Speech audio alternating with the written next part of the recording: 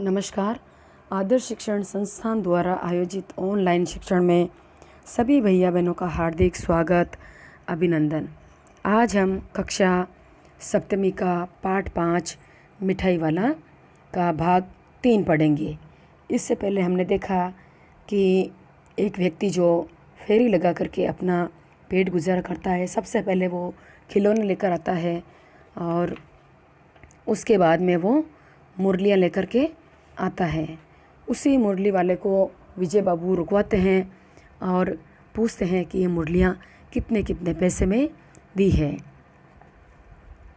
तब मुरली वाले और विजय बाबू के भीतर क्या बात होती है कि मुरली वाला उनको कहता है कि सबको मैंने 3-3 पैसे में देता हूँ, मैं आपको 2-2 पैसे में दे दूँगा। विजय बाबू भीतर बाहर दोनों रूपों में मुस्कुरा दिए। मन ही मन कहने लगे, कैसा है, देता तो सबको इसी भाव से है, पर मुझ पर उल्टा एहसान लाद रहा है।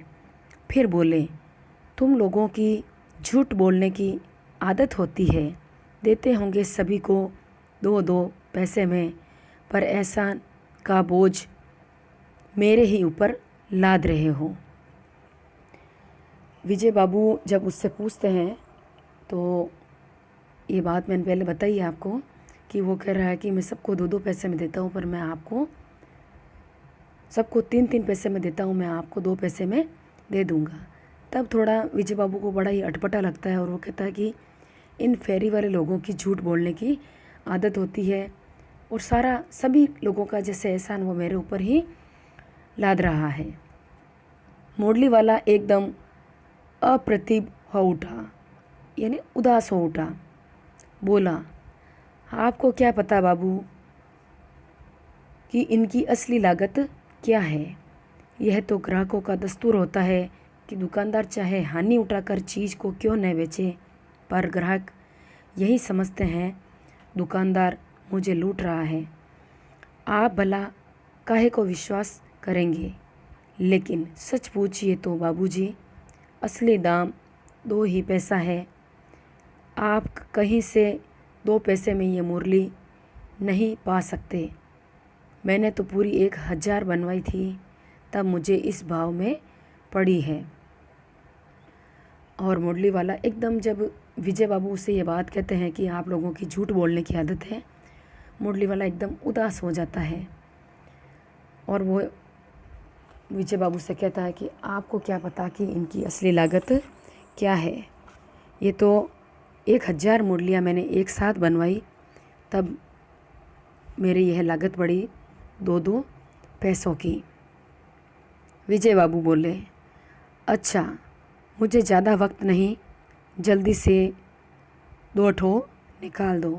और विजय बाबू उसको कहते हैं कि मेरे पास ज़्यादा समय नहीं है, मुझे 2 मुरलियाँ निकाल करके दे दो।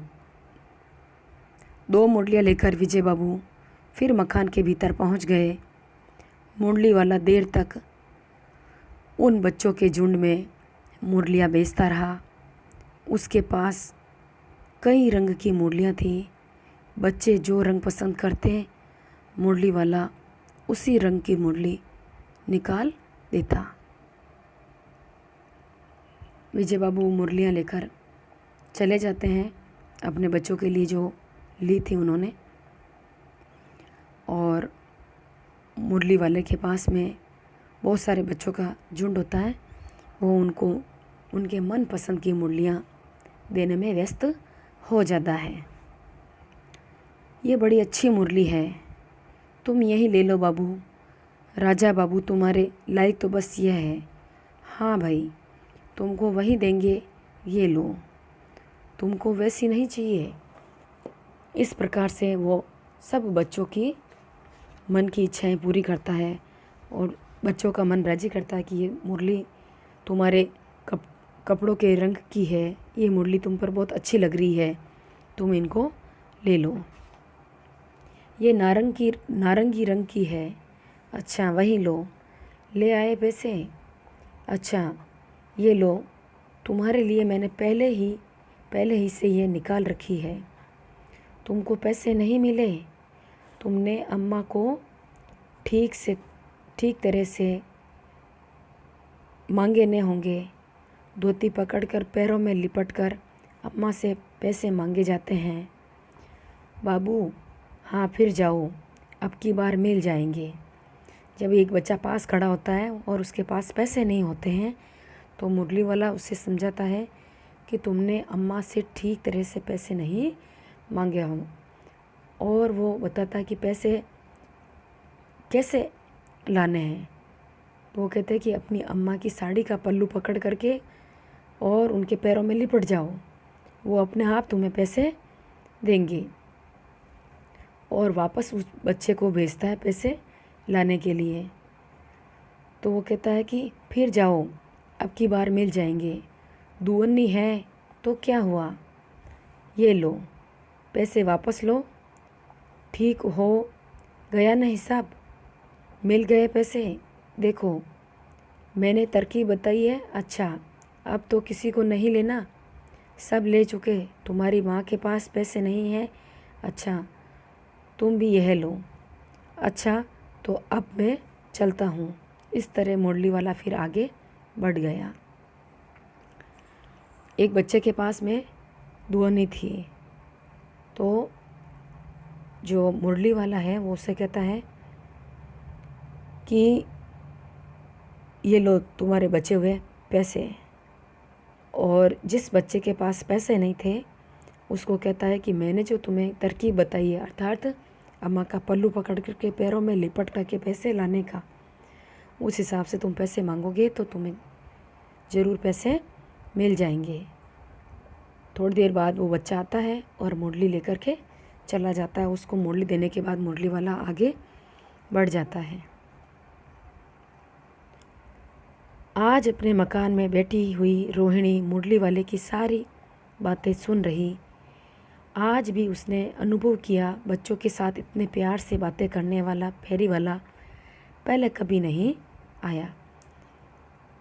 फिर वह सौदा भी कैसा सस्ता बेचता है, भला आदमी जान पड़ता है। समय की बात है जो बेचारा इस तरह मारा मारा फिरता है। पेट जो न कराए सो थोड़ा।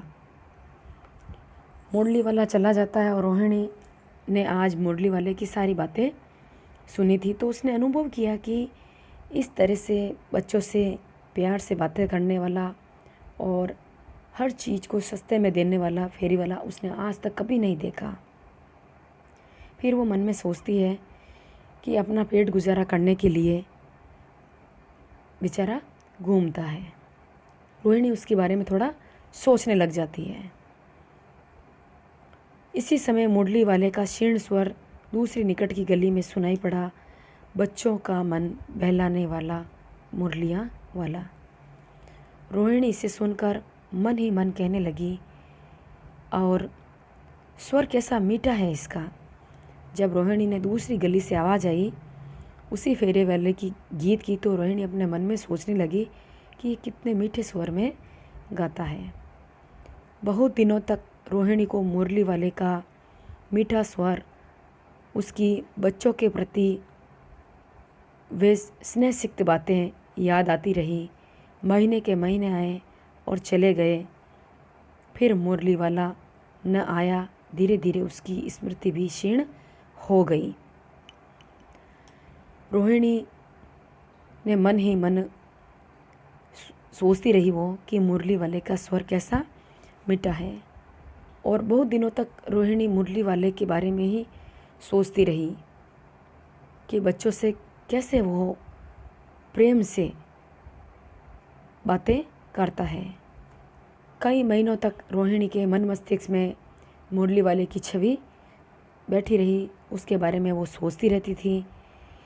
फिर बाद में कई महीने बीत गए और मुरली वाला वापस नहीं आया। तो धीरे धीरे रोहिणी की मन मस्तिष्क से उसकी छवि भी क्षीण यानी कम होती चली गई। आज हम इस पाठ को इतना ही पढ़ेंगे। धन्यवाद।